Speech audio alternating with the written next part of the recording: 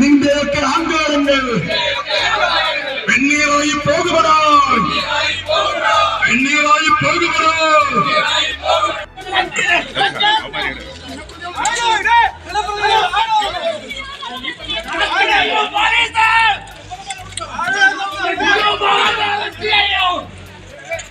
ഇരുപത്തഞ്ചാം തീയതി നടന്ന ദാരുണമായ സംഭവം ഈ പഞ്ചായത്തിലെ ആയനാട് പഞ്ചായത്തിലെ മെമ്പർ ശിവനിഷയുടെ മരണം അത് യഥാർത്ഥത്തിൽ ഒരു ആത്മഹത്യയായി.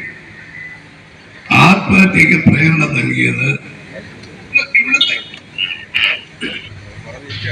പഞ്ചായത്ത് പ്രസിഡന്റ് ഉൾപ്പെടെയുള്ള മാർക്സിസ്റ്റ് നേതാക്കളാണ്. ഇപ്പോ കേരളത്തിൽ പലയിടത്ത് നടന്ന ആത്മഹത്യകൾ, ആ ആത്മഹത്യക്ക് പ്രേരണാകുറ്റത്തിന് പോലീസ് കേസെടുക്കാറില്ല.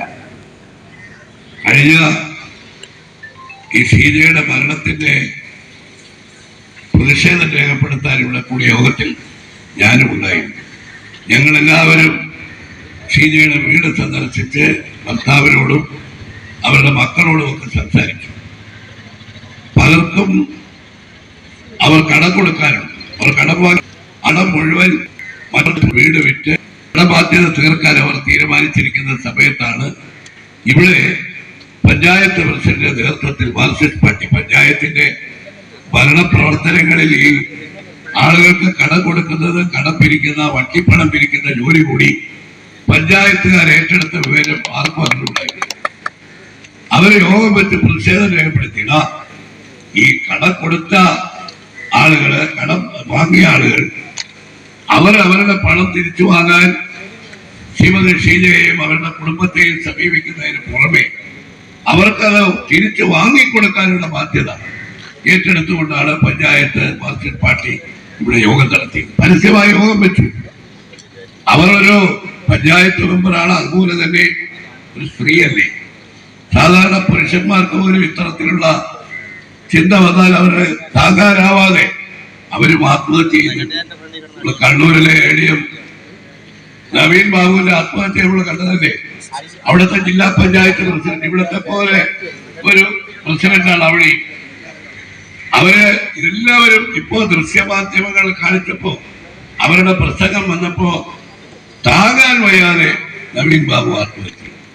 നവീൻ ബാബു ഒരു മാർക്സിസ്റ്റ് അനുഭാവി, പഞ്ചായത്ത് ജില്ലാ പഞ്ചായത്ത് പ്രസിഡന്റ്, മാർക്സിസ്റ്റ് നേതാവ്. ഇവിടെ അത് സംഭവിച്ചു. മാർക്സിസ്റ്റ് പാർട്ടിയുടെ നേതാവായ പഞ്ചായത്ത് പ്രസിഡന്റ് ഇവിടെ നടത്തിയ പ്രസംഗം പോലീസുകാരുടെ കയ്യിലുണ്ടല്ലോ. അദ്ദേഹത്തിന്റെ പ്രസംഗം ജനങ്ങൾ കേട്ടതാണല്ലോ. തലേ ദിവസം ഇവിടെ എല്ലാം 3-4 ദിവസം മുമ്പ് അവരുടെ പണം വെച്ച് ഫ്ലക്സുകൾ സ്ഥാപിച്ചു, പോസ്റ്റർ അടിച്ചു, ഒരു കൊലവിളി നടത്തി. അതിൽ മനം നൊന്ന് തന്നെയാണ് ശ്രീമതി ഷീജ ആത്മഹത്യ ചെയ്തത്. മാർക്സിസ്റ്റ് പാർട്ടി പല ശ്രമവും നടത്തി അവരുടെ മാധ്യമങ്ങൾ ഉപയോഗിച്ചു.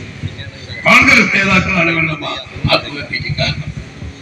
പക്ഷെ ഇപ്പോൾ അന്ന് ഞങ്ങൾ അവിടെ വന്ന അവസരത്തിൽ ഞാനും അന്ന് DYSPയോട് സംസാരിച്ചു. അന്തരിച്ചു പോയ ഷീജയുടെ മകൾ, ഭർത്താവ്, ഇവരുടെ എല്ലാം മൊഴിയെടുക്കും. പക്ഷെ ആ മൊഴിയുടെ അടിസ്ഥാനത്തിൽ FIR കൊടുക്കുമ്പോൾ പ്രതികളെ ചേർത്ത് വേണ്ട FIR കൊടുക്കാൻ ഇവര് മൊഴി കിട്ടിയ പാടെ ഇത് കോടതിയിൽ കൊടുക്കും. ഞാനും DYSPയോട് ഫോണിൽ സംസാരിച്ചു. അദ്ദേഹം എന്നോട് പറഞ്ഞത് അവരുടെ മൊഴി രേഖപ്പെടുത്തിയത് ഞങ്ങൾ അന്വേഷിച്ചുകൊണ്ടിരിക്കുകയാണ്. അന്വേഷണം നടത്തി ഈ പേരുകൾ, പ്രതികളുടെ പേരുൾപ്പെടെ ഞങ്ങൾ മറ്റൊരു FIR, പരിഷ്കരിച്ച FIR കോടതിയിൽ കൊടുക്കുന്നു. ഈ നിമിഷം വരെ കൊടുത്തിട്ടുണ്ട്. എന്താ കാരണം? എല്ലാവർക്കും അറിയാം. മുഖ്യമന്ത്രിയുടെ ആഫീസിൽ പോലീസിനെ നിയന്ത്രിക്കുന്ന ഒരു ഉപജാപക സംഘമുണ്ട്. മുഖ്യമന്ത്രി ഒന്നും അല്ലല്ലോ അത് കൈകാര്യം ചെയ്യുന്നത്. ആരാണ് പോലീസിലെ ഉന്നത ഉദ്യോഗസ്ഥന്മാരുടെ കയ്യിൽ ഈ മൊഴി മാറ്റി നിങ്ങൾ അവരെ പ്രതികളാക്കി കേസ് FIR കൊടുക്കണ്ട എന്ന് പറഞ്ഞതെന്ന് ഞങ്ങൾക്ക് കൃത്യമായിട്ട് അറിയാം. മാർക്സിസ്റ്റ് പാർട്ടിയുടെ ഇടപെടലാണ്, നിർദ്ദേശമാണ്. ആ ആരൊക്കെ ഇടപെട്ടു എന്നും ഞങ്ങൾക്കറിയാം. പക്ഷെ ആരിടപെട്ടാലും ഇതിന് യഥാർത്ഥ പ്രതികളെ നിയമത്തിന്റെ മുന്നിൽ കൊണ്ടുവരുന്നത് വരെ കോൺഗ്രസുകാരും UDF-കാരും അടങ്ങിയിരിക്കില്ല എന്ന് ഈ പഞ്ചായത്ത് ഓഫീസിന്റെ മുന്നിൽ പ്രഖ്യാപിക്കാനാണ് ഇന്നത്തെ തെരഞ്ഞെടുക്കപ്പെട്ട ജനപ്രതിനിധികൾ ഇന്ന് ഇവിടെ നടന്നത്.